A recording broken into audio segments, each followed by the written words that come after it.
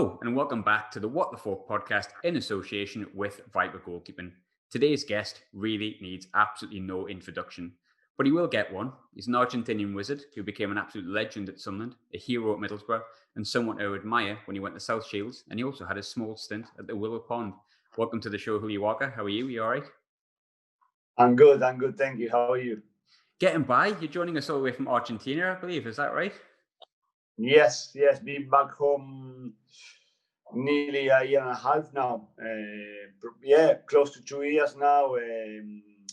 After being in England for around 19 years, 20 years, we decided to get back home just for some time.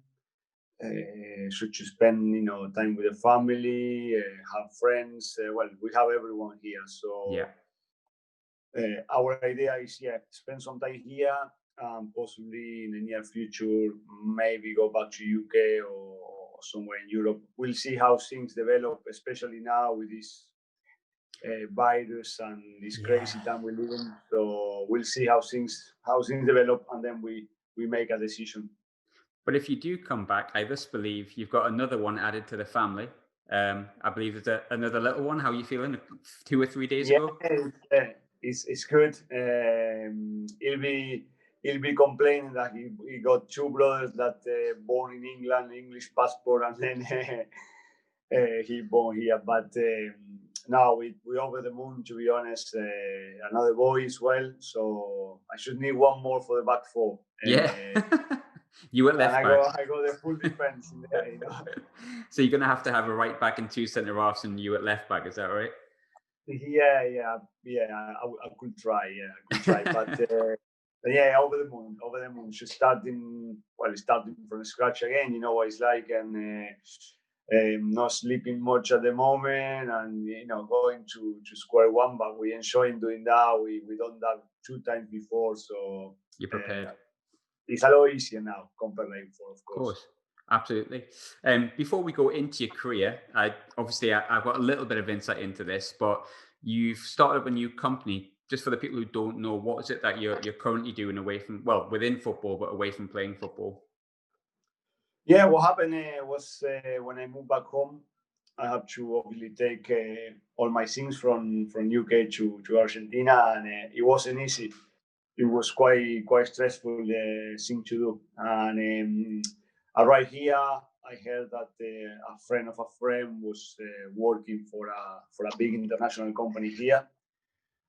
She was talking about my experience and talking about what he wants to do in the future. We came to the idea of doing the sports side, a sports side that concentrate on international moves. So basically what we do is when any athlete around the world or any footballer want to move from one country to other, or from one continent to a different continent, like it happened to me, we should look after them. We basically do everything from them. We got a service called door to door. So, for example, like it happened to me, everything that was in my house there, I bring it to my house here, unpackage everything, put everything as it was over there, and that's it, basically. You should take all the stress. And it's something that players don't really pay attention on that till you need to. And I don't think we haven't heard about many companies offering that. I know it's one in UK, but I think it's a national one. I don't think it's international. So basically, we can go anywhere in the world. We got a lot of people working for the company. Our company called Premier Sport Division. They can find us in Instagram. Instagram is @premier.sd. And then the company working alongside us is Universal Cargo. That's a big company with over 35 years in the business. So they basically backing us up, and they allow us to open this sports site to do basically what I told you. So slowly start to get some names interesting. We already done 3 during this pandemic time, and hopefully by next year, when things start to get back to normal, we get a lot more busier. Yeah, that's amazing, because I remember when you came over and you were barely 18. But before I go into that, I want to concentrate a little bit on your time in Argentina. And even before that, I want to concentrate on a particular photo. Now, you'll have seen the photo. It's you, maybe 6 or 7, Yeah. wearing the yellow Sunderland shirt. I just need to ask, how did that happen?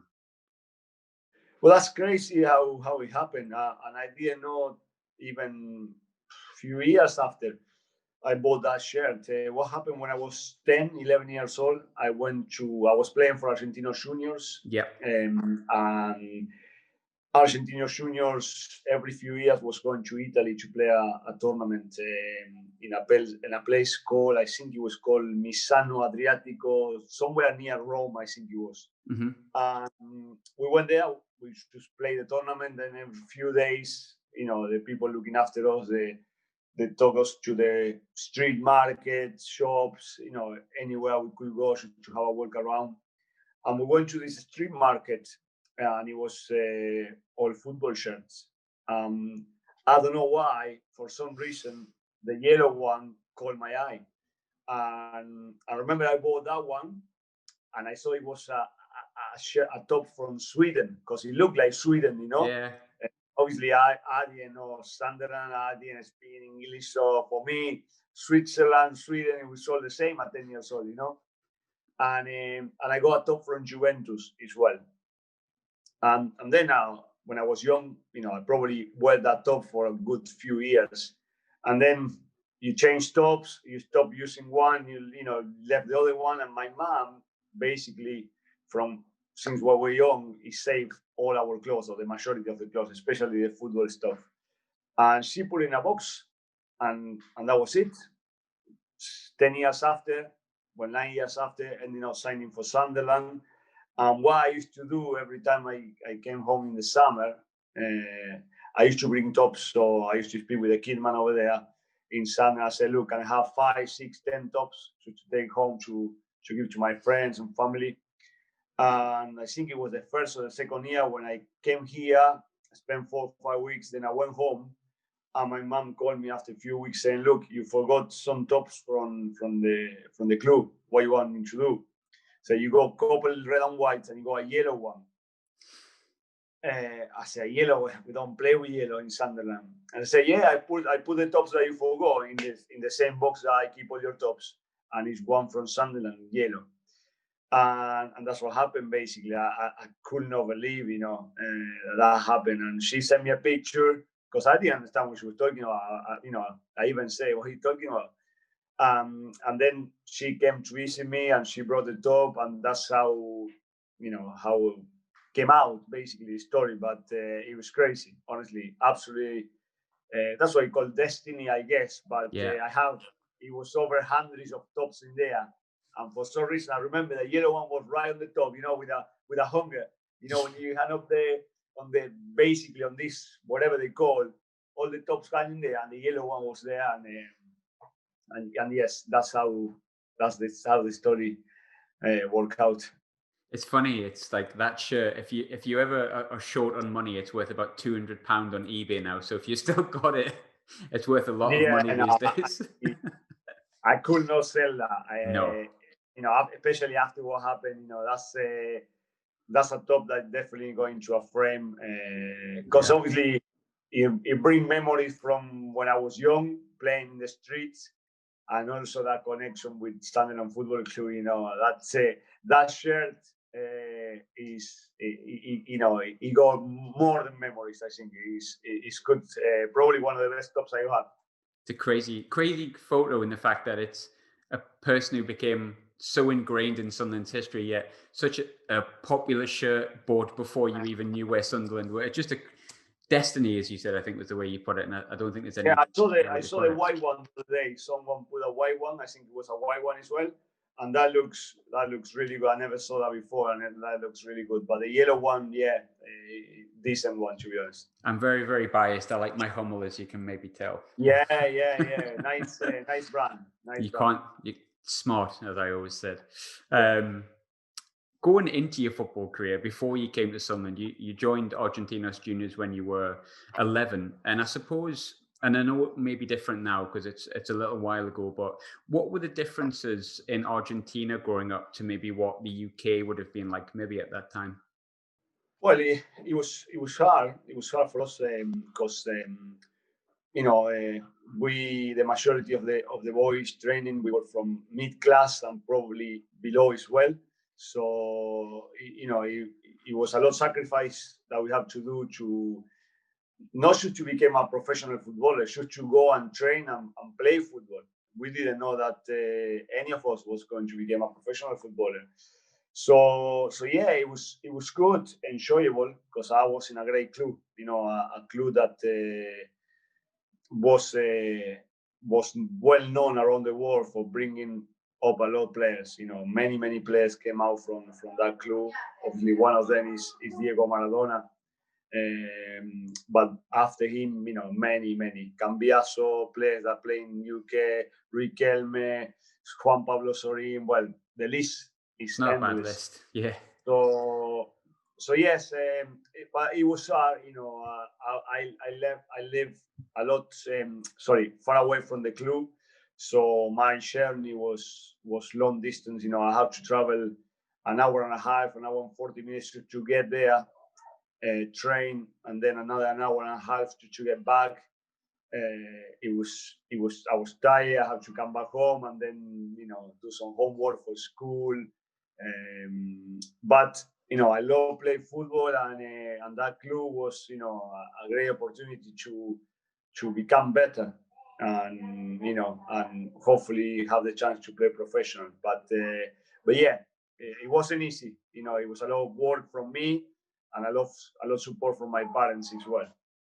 You know, in Argentina, and maybe this is a really simple way to look at things, but in Britain, a lot of the time it's about getting the basics right, being strong, being tenacious. But in Argentina, Spain, a lot of players come through that are incredibly skillful players. You know, you being one included. Are you Yeah. encouraged more, do you think, in Argentina to just express yourself, be the person you want to be? It's less about maybe winning and losing and more about, you know, expressing yourself and being the player that you want to be and learning the mistakes, whether you win or draw, sort of growing up or lose. It's just about you expressing yourself. Would you say that's more facilitated in Argentina than maybe the UK? I think I mean, things change. Obviously, things change Sure. a lot, you know. And I think now the kids have a lot more pressure, a lot more pressure from the parents, a lot more pressure to become a footballer. You know, if you ask a kid now, I remember being in England and we have our football academies over there. We have well, up to three when I was there, and we used to ask the kids, you know, why you want to become a footballer, and the majority of them used to answer because I want to earn 20 grand a week or 30 grand a week. And that was the answer. And that tell you how things change in football. You know, we used to play, and I remember I never even saw about money till I was 17 when I saw myself training with the reserves, and I was training with the reserves, and I was one step away from the first team. I saw, oh, I got a chance in here. And I'm only one step away. But when I was 13, 14, 15, I never saw about money. I was doing it to compete, to win titles, you know, to become better footballer, to be in the national team, because we used to have the under 17s and the under 20s. And that's how football was before. Obviously, things always get updated, and things, I don't know if you get changed for better, but I think it's good to get back to the old school way. I say, Yeah. like now academies UK. I worked in Sunderland Academy for 2 years, and things were a lot different. You know, the kids, you have to be careful the way you treat them.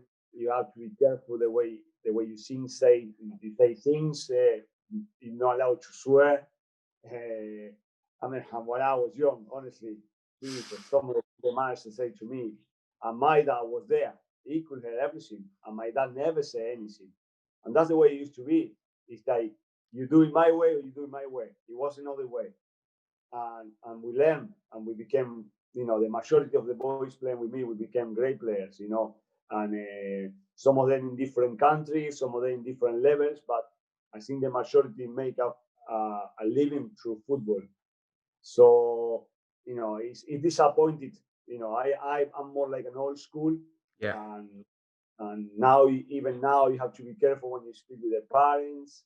I mean, the parents, they don't even have to get involved. The parents, they have to go and watch the kids, support them when they're home, and that's it. Now the parents, they tell the kid what to do. Things change, and you have to adapt. It's crazy. Yeah, no, absolutely.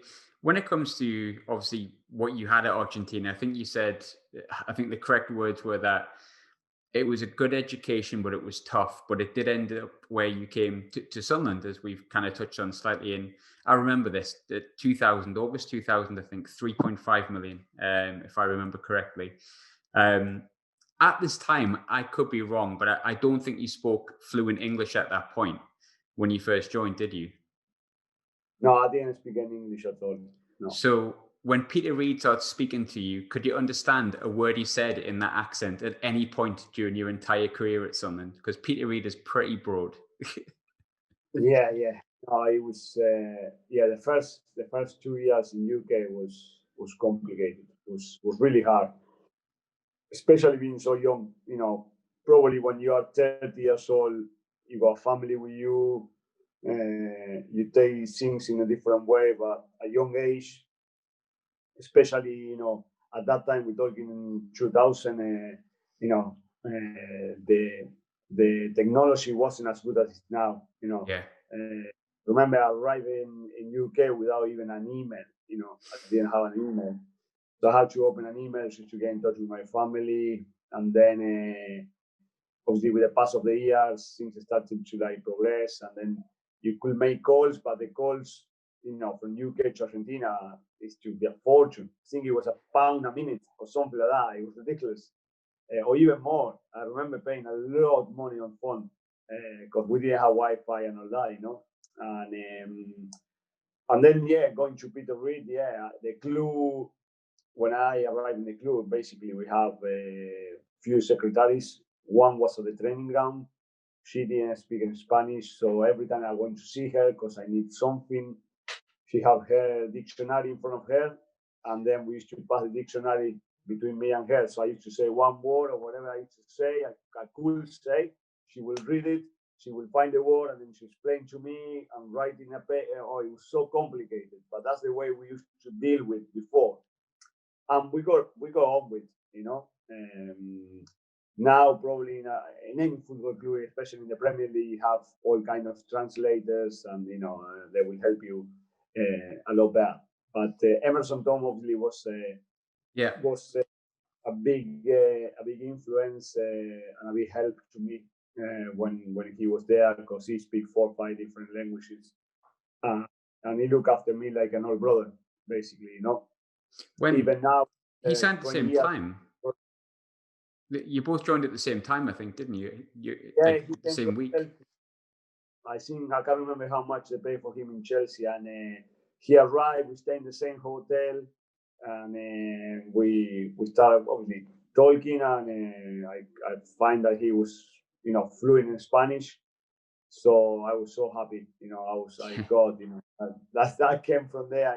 He sent that guy to me, and it was good. He was a great friend of mine. I spoke with him the other day. We're still in touch always. He helped me a lot, and we create a great relationship inside the football pitch and outside, especially. With them, because I could be wrong with this, and I think it was the season later. So did it become a little easier when Nicolas Medina joined, I think, a season later? Yeah, Nicolas Medina arriving in Sunderland 1 year later. Yeah, I thought he had. Did that make it easier for you having someone who, because you knew Nicolas from Argentina previously, is that right? Yeah, I knew Nicolas from the same club. We played in the first team together. He was, he is a year younger than me. We also played in the national team together on the 20s when we won the World Cup here. And I got on well with Nicolas. He's a good guy.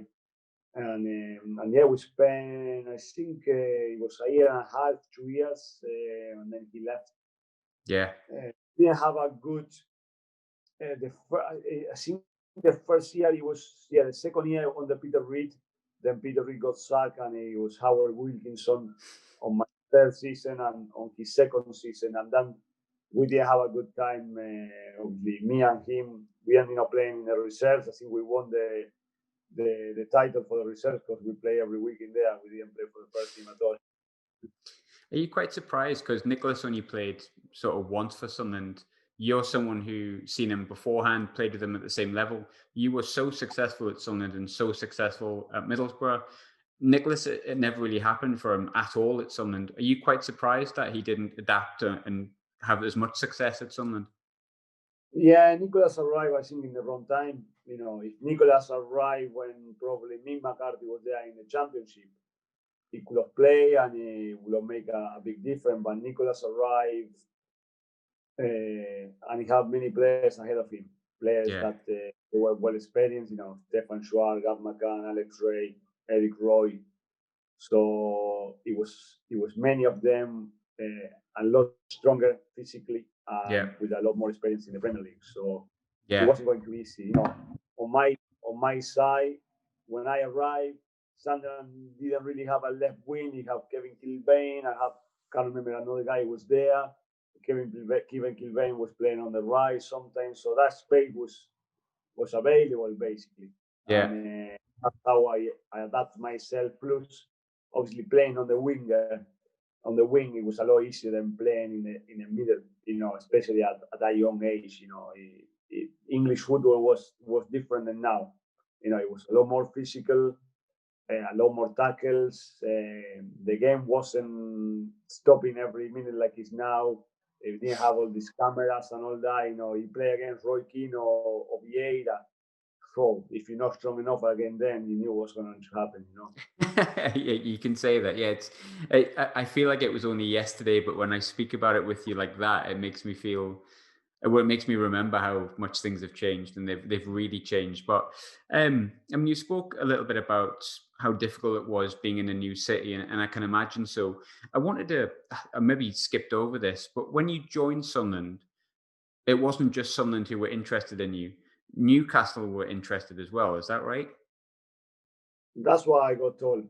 I could never confirm that, but that's up to the agents obviously to provide information. And my agent told me that when we were in the hotel, he said like Bobby Robson was interested in talking to us, but he was in America, and we need to wait for him to get back and then discuss. And at the same time, I have Sunderland flew me over from Argentina to Sunderland, and they have the contract in the table, basically. So, what would I risk talking to someone that, is interesting, but you know what football is like? One day you could be interested in a player, and then the next day you change your mind and say, oh no. So, I went all the way there. So, look, Sunderland is really interesting. He put me a contract on the table. He made me fly. So that's how I make my decision. It was common sense. Yeah, I would say it was common sense as a Sunderland fan, of course, 100%. You joined it. You touched on a few of the players before. It was a really charismatic dressing room. Chris Macon, Mickey Gray, Alex Ray, Quinn, Kevin Phillips, all really charismatic players on the pitch and off the pitch as well. How good was that dressing room and how important was it in our form and the way that we played? Yeah, it was good. Changing room with with a lot of experience in there. Obviously, we have a striker that the year before won the Golden Boot, Kevin Phillips, and a great partnership with Niall Quinn, and then we have Danny Dicchio as well. He was really good doing the Niall Quinn style of football, and then obviously the rest of the team was great. International players like Dan Varga, that big shop, and you could tell how good he could have been in Sunderland. He could have been probably one of the backs, but sadly because injuries he didn't. And then young players as well. Players that they were waiting for the right opportunity. That with the pass of the year, they became good players like George McCartney, Kevin Kyle, players like them. But yeah, the team was probably one of the best, squads in many years. If you think about it, with them we finished 7, and Sunderland never ever finished 7 again after that. So that tells you something. We're currently 7th in League One. Yeah, but it's a bit different. When you were at Sunderland, one of my best memories of life, but especially when I was young, was obviously your first ever derby game. And I was researching today when I was thinking about questions, and I didn't realize how soon in your Sunderland career that derby game was. And it was obviously your little dummy that allowed Mickey Gray to go down the wing and things like that. But I live in Glasgow, so for me, Rangers and Celtic is huge. Obviously, Sunderland and Newcastle is enormous and so important. I think the only thing that comes close to it is maybe some of the derbies you see in Argentina. So, as someone who is, born in Argentina, seen these derbies, how does the Sunderland Newcastle derby and the intensity around it compare to some of the big derbies you see in Argentina, like Boca Juniors and River Plate? Yeah, I mean, every derby is different, I guess. The passion is different. I'm not saying here is better than UK or UK is better, but it's just, I think probably here is more aggressive, the derby, especially between the fans. Where in UK, yeah, you could see fights between Sunderland and Newcastle fans, but it won't go further than that. Yeah. You got police around. You don't have that hooligans that UK used to have. They're all gone now. It's a show for the families as well now. Families can go, granddads, kids, young kids. Here in Argentina, we haven't got to that level yet. Yeah. You pick and choose where to sit in the stadium to go with your family.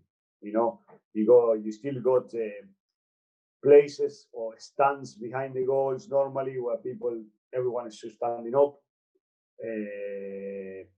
And that's not probably a good place to go, with young kids, and to go to a decent seat, you have to pay more. So, but yeah, I think it's more aggressive in here, the derbies. Every derby here, you go Racing Independiente, River Boca, News Old Boys, Rosario Central. But yeah, every derby is more aggressive than the ones in UK. When you played in the Sunderland Newcastle derby, it's we're looking back, I'll say around 20 years, maybe more actually, 21 years I think. One of the most iconic derbies, especially from a Sunderland perspective, because of Shearer missing the penalty and everything that came with it. You had only been at Sunderland about 2 or 3 months.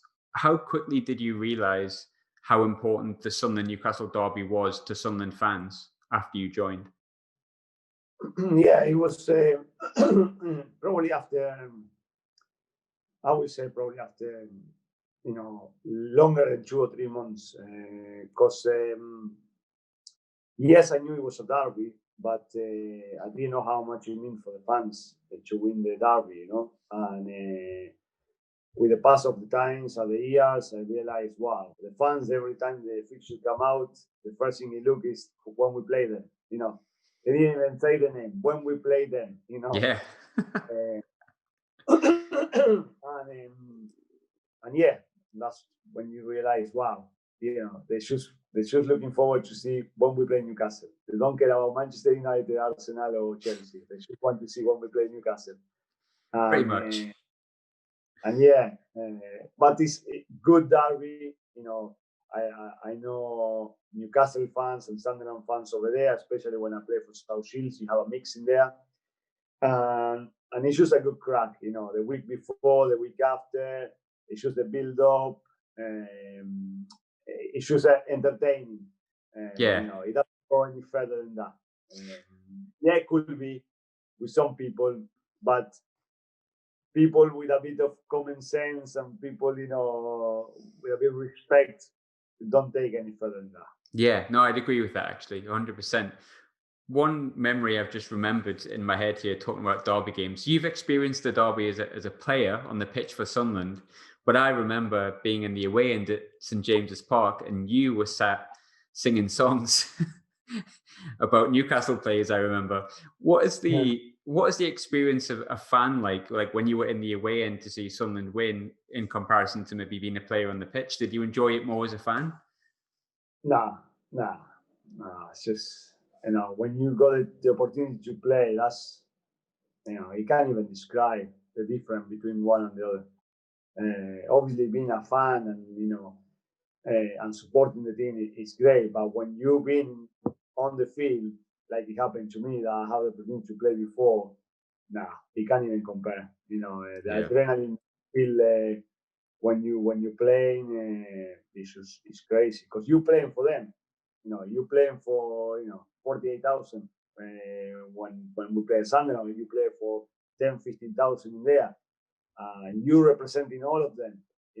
You and obviously your teammates. Yeah, your 16 that are going in the squad, you're representing them. So it's up to you. A piece, a percentage of you have to do well to obviously trying to win the game. So when you're a fan, obviously everyone is supporting you is great, but you're depending on the players to bring you happiness. Because if you get beat, you go home sad. If you win, wow, what weekend. We go for a drink, and the drink probably ending up being till 4 o'clock in the morning, especially when we win a derby.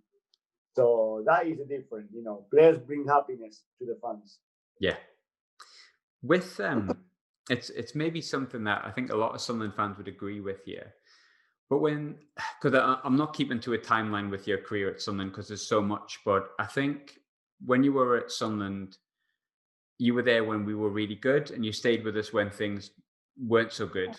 But a lot of people that I've spoke to in the past have said that, things went wrong at Sunderland when maybe some of the British players came out and some of the foreign players came in and didn't understand it. Now, when you ask someone about Julio Arca at Sunderland, a lot of people say they loved you because, yes, you were skillful, yes, you could play, but most importantly, you understood Sunderland. You got it, even though you were from miles away. You understood exactly what it was to be a Sunderland player and what it meant to the fans. So when it comes to the question I'm going to ask, pretty straightforward. What was it that you did that made you understand Sunderland as a club more than some other players have when you were there and since you've gone? Because you just seem to understand it more. How was it that it made sense to you so fast? I should say, I don't think I've done anything especially to understand quicker than the others. I think, you should realize with time, what the fans are looking for. Sunderland City is a Sunderland with working class people. Yes, you have people with a lot of money. You got people, probably with not a lot of money, but normally the majority is just working class people that working hard during the week to go and watch your city team playing and bring you excitement. Take your problems away. You bring problems from your wife, from work, from here and there. Then you go on the weekend and you want to see your team playing, winning, and that changes your humor. That changes everything. And I started to realize that with the pass of the time. Every time we play in the stadium, the support was unbelievable. The noise. And every time you tackle someone, they used to go mental, crazy. And then, getting a ball back and doing something different on the technical side as well, a nutmeg or a group cross or, well, not even explain a goal. And I started to realize, wow, yeah, they really pay attention and they support everything you do. And when things don't happen, even if you try, they still, showing respect. And that's what happened because I didn't play well every game. It's hard to play every game, but I work hard. And that's in you. That's something that you can know by. I always say to young kids, when you compete and you want to win, that's something, a mentality you have inside. And if you don't have from young age, you're never gonna have it. That's why I think. I think it's hard to change that. I mean, talking your age, when you're 10, 11, 12, when you don't have that hunger of winning, competing, and all that, then I don't think he might get it. And that was Sunderland. The fans they always were there, good and bad times. When we got relegated, or the year we were getting relegated, 30,000 there supporting the team. And some players feel the pressure a bit more. I don't think it was few players. I don't think they were feeling comfortable playing at home, especially when we getting relegated, because the fans weren't really happy. But I love it. Even getting relegated, it was playing like Sunderland Stadium was my house. It was like I'd rather play in my house than play in someone else's house. So that was me. I felt comfortable playing there, or even on the bad times. But yeah, you see the passion that the Sunderland fans got, and that's why it's sad to see what's been happening in the club for the last not just few years, for the last probably I would say 5-10 years, because this has been happening for a while. That at some point the bomb was going to explode. Yeah, I've been saying that for many years. Sunderland at some point problems gonna come. Championship, League One. I don't think it's gonna go any further down. Yeah, but it will take a long time. It will take a long time to get back in the Premier League. It seems still the same as is now, I think. Did you watch Sunderland Till I Die on Netflix? I watched bits. I didn't watch it all because no, I could not stand at some of the things that I saw there. So that wasn't the clue that when I was there. Yeah, that was a clue. When I was there, it was a family clue there. That wasn't the same clue.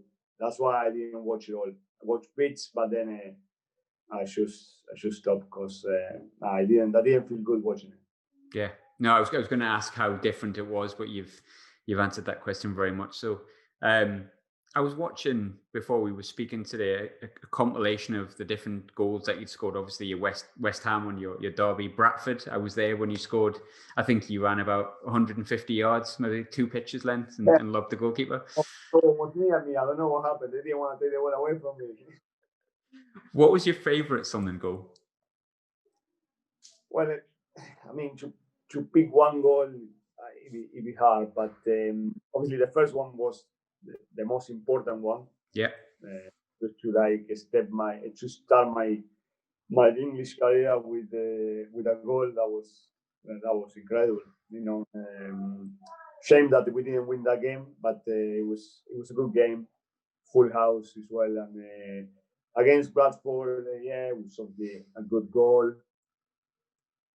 Then I scored a few more goals, with Sunderland, that especially in the championship that were important as well to help the team achieve promotion. But I probably would say then 2 West Ham and Bradford were the goals that I most enjoyed.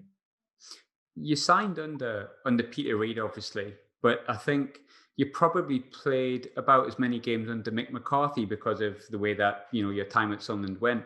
I love Mick McCarthy. He's one of my favourite people on the planet. But how much did you enjoy playing under Mick McCarthy in the championship season? Yeah, well, with Mick McCarthy was a bit funny what happened because we were playing on the Howard Wilkinson, and then I think it was Kevin Ball the last. Bally. Yeah.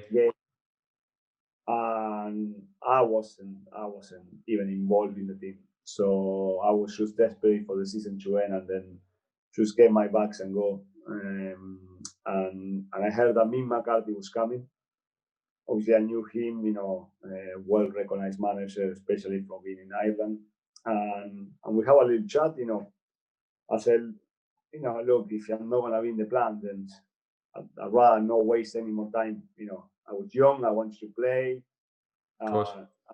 Sometimes change are for better. When you're not playing and you start losing interest in football, So it's something you need this kind of changes to get the adrenaline back, And he said to me from the beginning, he said, "Look, you're gonna be part of the team. I want you to stay." And that's the reason why I stay. He was really honest. Mick McCarthy, was one of them people that he was, black or white. He won't go in between. He tell you, yes, I want to stay or no.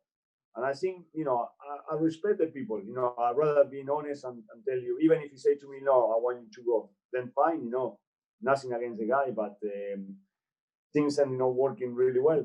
Especially in the championship. The first season with him, we achieved a FA Cup semi-final. Lost in the playoff in the semi-final as well, and the second year we done really well with a team that not many people knew the players coming from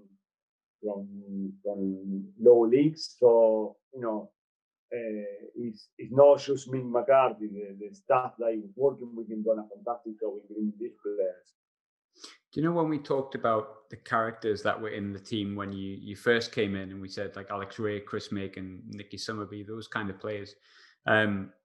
When I think about the championship winning season under Mick McCarthy, and I think about the players that we had, players that went on to have good careers but were unknown at the time, Dean Whitehead, Liam Lawrence, and things like that. How good was the character of the team then? Do you think that doesn't get talked about enough? Because it was a really big achievement to get that team up. It was a bunch of young players and a bunch of players from the lower league that had a great character that McCarthy built. Do you think that gets enough credit? I think they did a fantastic job. Obviously, every league needs different players. Yeah. You cannot play, for example, Sunderland. Sunderland get promotion this year. Next year in the championship, if you go and play with the same team without respecting any of the players, you need to bring players that can achieve something in the championship, can make the team better. And if you go promotion again in the Premier League, then you need to invest basically. And what happened with our team in the championship, we done really well. The championship is not an easy league to play. Very competitive. You play many games, especially with the cup games. But the team done really well. We didn't have a big squad there. But then when we go in the Premier League, they didn't really give the money that Mick McCarthy wanted, and the consequences were just relegated.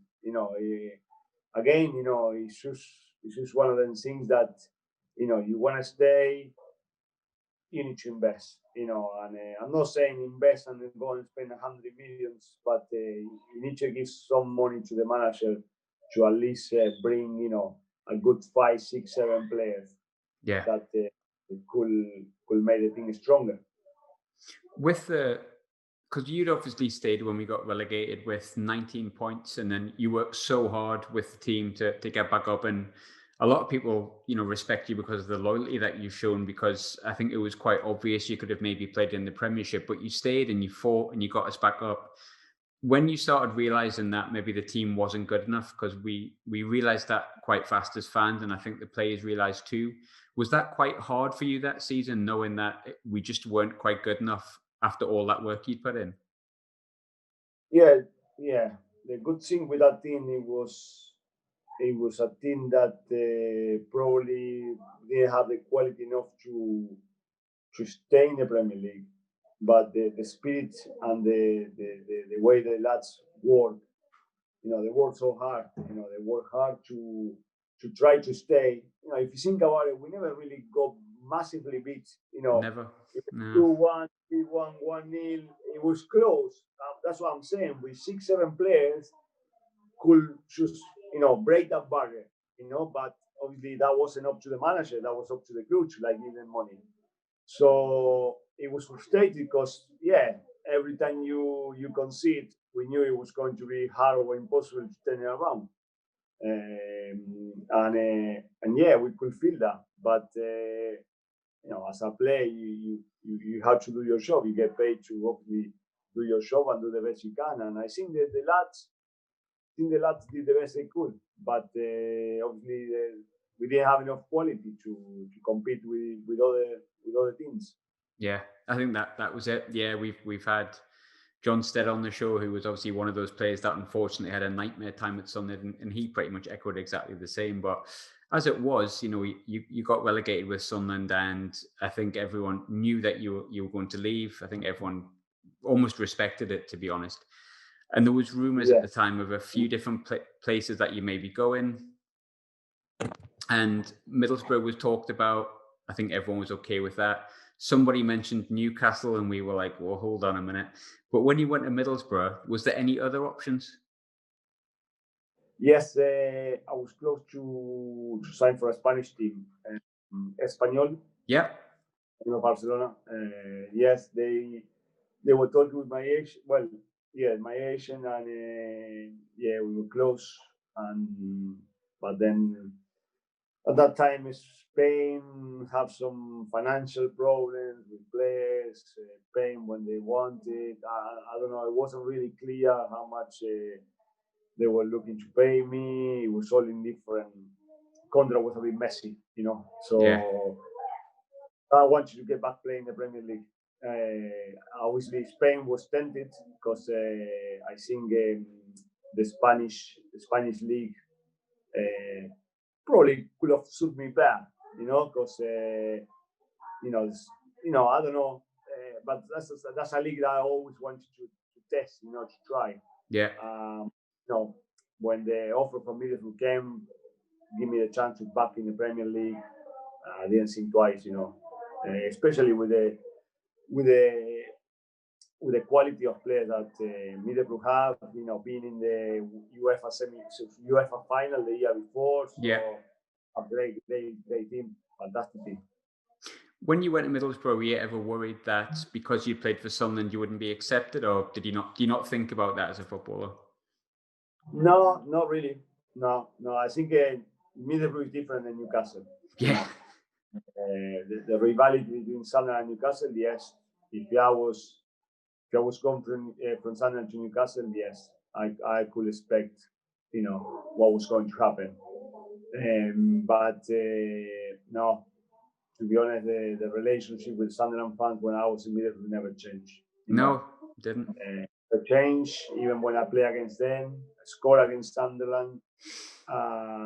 No, I used to live in Sunderland when I was playing for Middlesbrough. I never moved, so I used to go for a drink in Sunderland, and I never had any problem. I think the fans understood. I stayed there. Good times, bad times. The second relegation, the club was in a bad position. We didn't have a chairman. We didn't know what was going to happen. Then Niall Quinn ended up being in charge. Then obviously when I signed for Middlesbrough after that, since it was a month or 2 months after, Roy Keane signed for the club, so things start to get better again. Yeah. If I knew that, things could have been different. I could have stayed probably in Sunderland for another 5-6 years, but obviously I didn't know that was going to happen. And plus, as I said before, I want to get back in the Premier League. Yeah, of course. With Middlesbrough, I think it was your first game. I'm sure you broke your foot on your debut. So you go to a new club, you're ready to impress, and then I think you get an injury that keeps you out for a couple of months. Was it a difficult opening few months because of the injury at Middlesbrough? Yeah, because I have a good preseason. I was going to play left back. The position I always wanted to play. It was me and Stewie Downing, and she was in front of me. So it was a good partnership. We played a couple of games together in Sunderland when he was alone in Sunderland. Yeah. And we did pretty well. So I was looking forward for that, to be honest. And yeah, it just happened. The injury. It wasn't about injury, but it was a broken bone that leave you out for a couple of months. Then one of the young players started playing left back.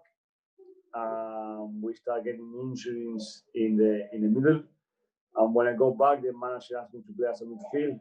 And basically that became my position, center midfield, a position I never ever played before. And yeah, to be honest, never ever really had the chance to play in my position for a long time. Yeah. Left back. But it's when you were, because I remember Southgate was the manager then, I think that placed you into the midfield. And I remember watching, I can't remember, I think it was Match of the Day, and they interviewed some Middlesbrough fans and they were asking about, you in midfield, and they all loved you in midfield. How did you find the position? No, the midfield in Middlesbrough, you mean? Yeah. Or the position, yeah? Yeah. Yeah, it was good. I was playing with fantastic players. I was playing with George Waden, Fabio Rochenbach, guys Camendieta was there. Yeah, we have some quality players there. So then I have two guys in front. It was so easy to play with them, Mark Viduka and Yakubu. I remember I feel so comfortable playing with them because every time you give the ball, they could hold the ball for whatever they wanted. The short strong with different qualities, but fantastic players. And then on the side we should have Stuart Downing on the left, sorry, and then we have a few different players playing on the right. But now I enjoyed that position, especially with that team. How good was Mendieta? Because I remember when Middlesbrough first signed him, that kind of blew my mind a little bit. I'd seen Middlesbrough bring in Juninho and Ravanelli, but Mendieta he seemed like the next big thing, and he got to Middlesbrough and he was phenomenal to watch. But how good was he in training and to play alongside? Yeah, I think in training, probably one of the best players I trained with. He was, if you think about it, he was a player that at some point he was the best player paid in the world. Yeah, I think when he was last year, and he was a humble guy. He was the first time. He was the first one to be in the training ground, the last one to leave. Training like any other young kids. Even when he wasn't playing, it was a time where he wasn't even on the squad, and he will be training outside on the gym after lunch. Fantastic. I think it was a fantastic example for the young kids to see, a guy that done everything in football, that reached, I think, 2 or 3 Champions League finals, playing the biggest team in Barcelona, Lazio, and to do what he was doing. No, great. I always say to him, that it was great to see him doing all that, because for young kids, as I say, to see that, fantastic. In that team that you mentioned before, there was so many good players for Borough at that point, and Mendieta is the one that sticks out for me. But apart from Mendieta, who was the best player that you played with at Middlesbrough in your time there? Well, again, it was many good players, many good players in there. The two front strikers, they were fantastic. Steve Downing, great player. Great players. And then on the back, we used to have Robert Hood, that done really well when he was at Middlesbrough. Jonathan Woodgate, that came from Real Madrid, and I think his first season or his second season, he played something like 35 games. He never ever played games before in a season, and you could tell how good he was when he was fit. Yeah. And he make a massive difference for our defense. Then obviously he started to get injuries again and all that, but yeah, when he was fit, he was really good. And then we have obviously our keeper, Mark Schwarze. Then we have Abel Xavier. Remember? Oh yeah, with the hair. It was a great player for me. Yeah, as well. Cracking player. So it was an amount of good players. It's hard to pick only one. When you mentioned before about if you knew what was going to happen at Sunderland, you may have stayed. But I remember when you left, you could have never imagined that what would happen at Sunderland would have happened. It was a miracle almost. But I remember when we got promoted, there was big rumours that I think it was Roy Keane had put a bid in for you to bring you back in 2007, 2008. Did Sunderland try to sign you and bring you back? Yes, they didn't get in touch with me. They did get in touch with Middlesbrough. When basically I got told that Middlesbrough wasn't going to accept any offers for me. Yeah. So they say, look, we're not going to accept any offer. So I said, any offer? No. Okay. So that was it. Basically, they gave me a longer contract after that because Gareth Southgate wanted me to stay, and it's good to be wanted, Of course. but it's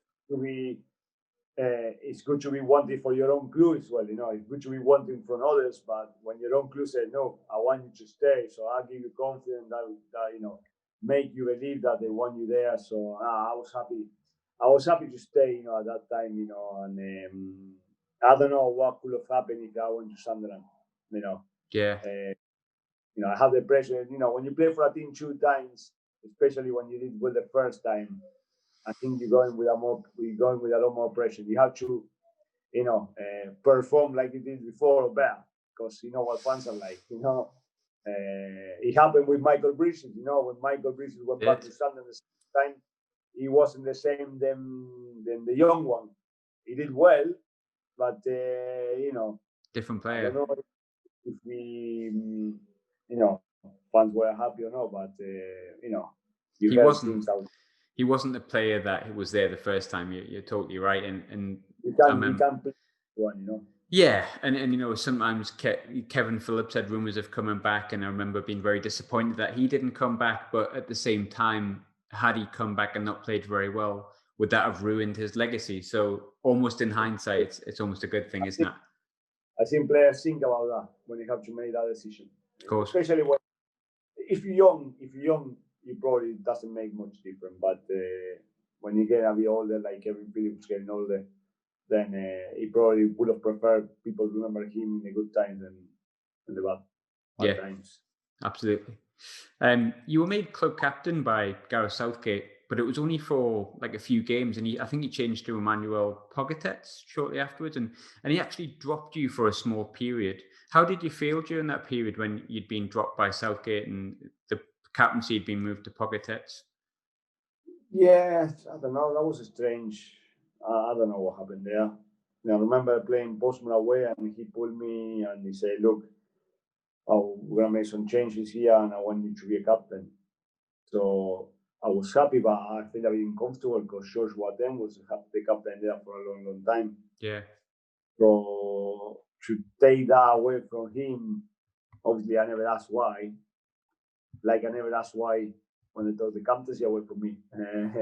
But I don't know, it's just strange. Yeah, and then I got dropped for a while, and then when we got relegated, I have all preseason I was the captain as well.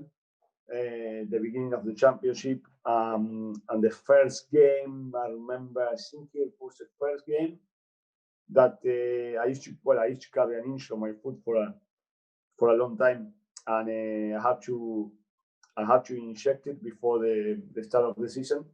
It was a bit painful, but the injection was say like even Monday, on Wednesday I could train again. I only had to stop for 2 days to let it heal.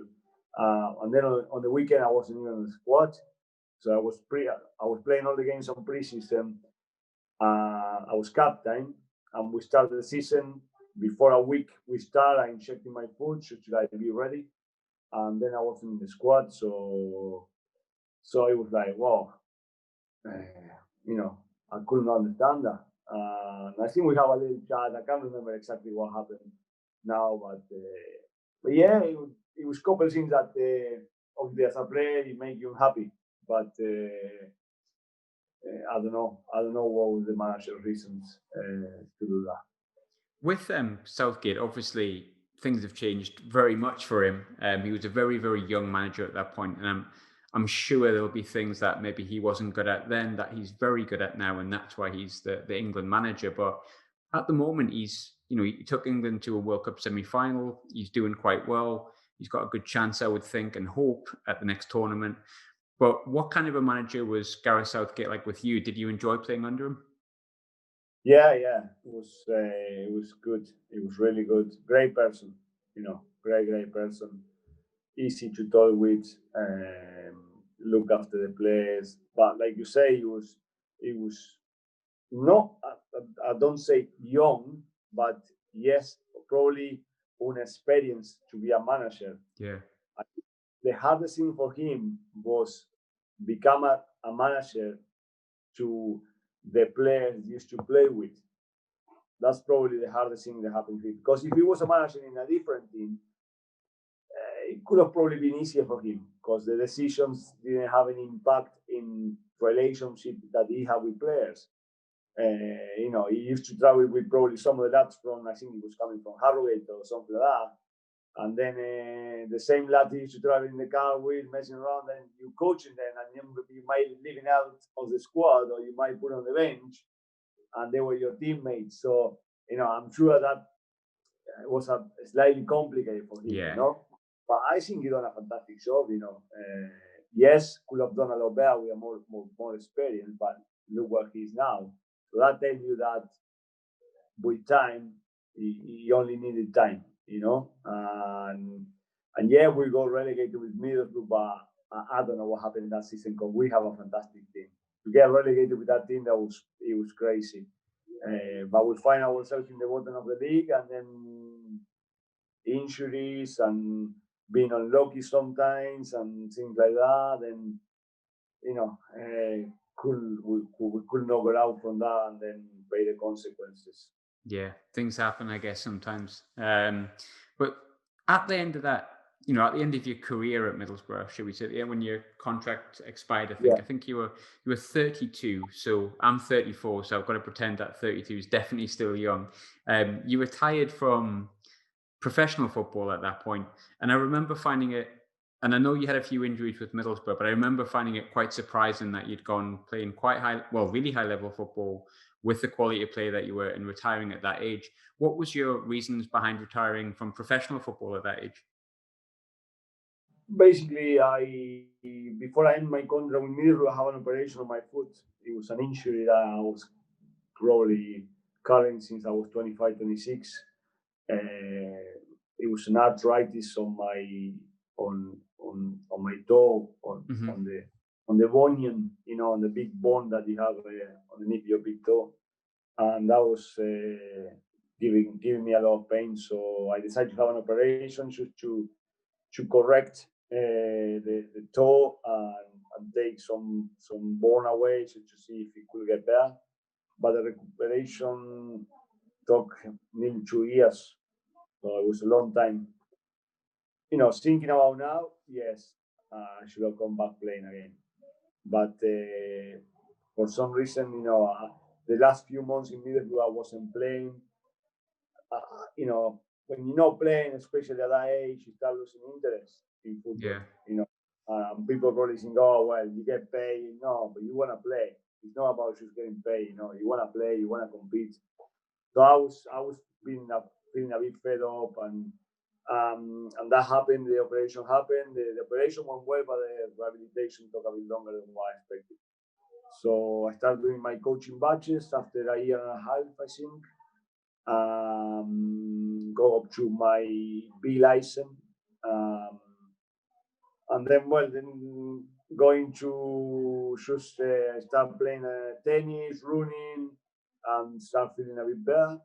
And that was the time where I could have gone back to play at 34. I could have probably gone abroad or somewhere like that, but then I didn't. I ended up in Sunderland.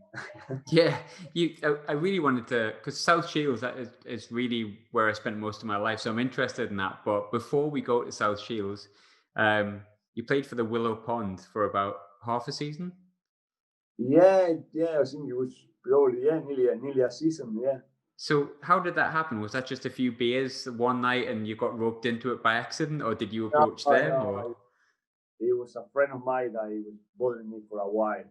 It wasn't a night out. No, he was a friend of mine that we knew each other, big Sunderland supporter. Um, And he was saying to me that you're not playing, you should get back playing, get your feet. You can try and test your foot and see what you feel like. And I was no. I didn't know that. I didn't know anything about the Sunday League. I didn't play before, so I wasn't saying no because I wasn't interested in playing. And then ended up saying yes. And then that's how it started. So I went to play few games. Then somehow the newspapers start picking up that I was playing Sunday League. And then the pub that I was playing for, the Widdopon, basically have every couple of weeks a newspaper, Sky Sports.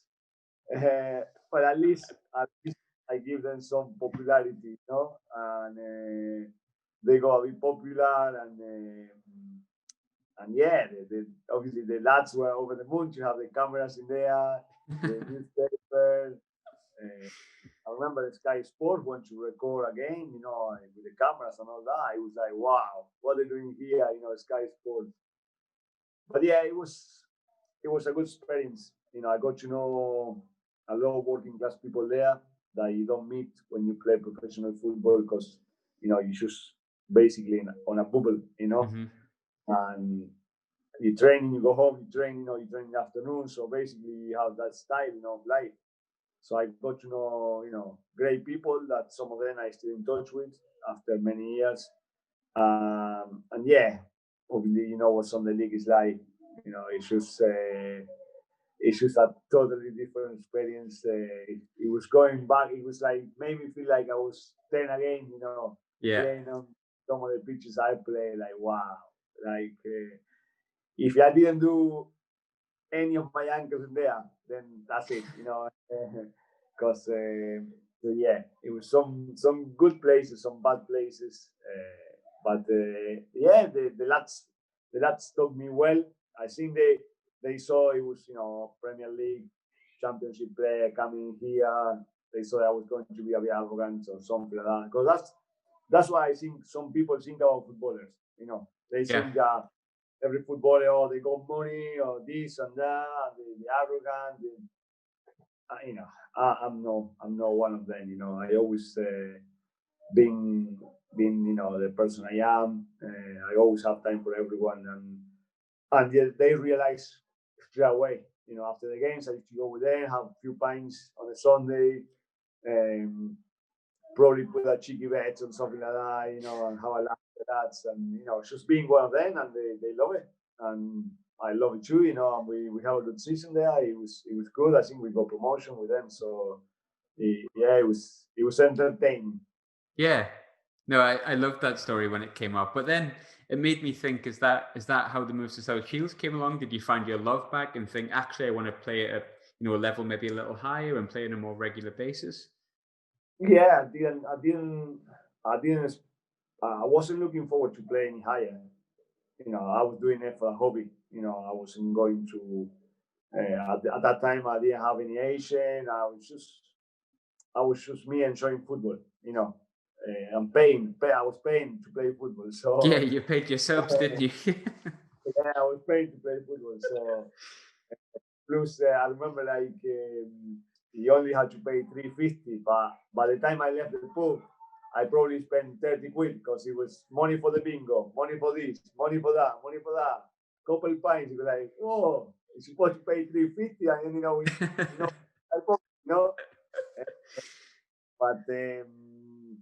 but yes, how Shields came.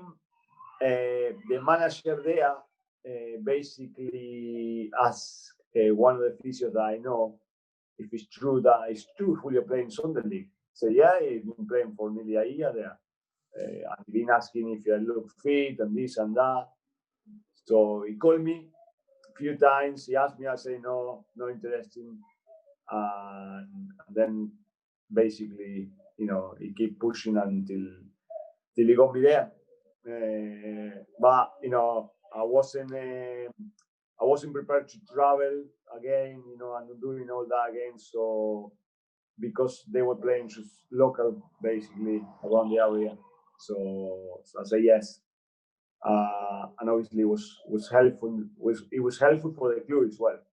Yeah. because of, in a good way, they use my name to obviously franchise the club and get people through the door, and yeah, I think it worked well for me and for them. It gave me the choice to play a bit higher again and compete and do something good for the club, and it helped them to basically create a strong platform.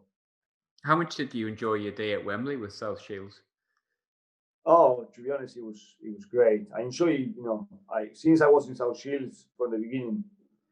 It reminded me when I was young, playing in, when I was 10, 11, 12, 13, playing in different fields, around the country, around Buenos Aires, when we had the fans just next to you, just a meter away with your dad, your mom, family there.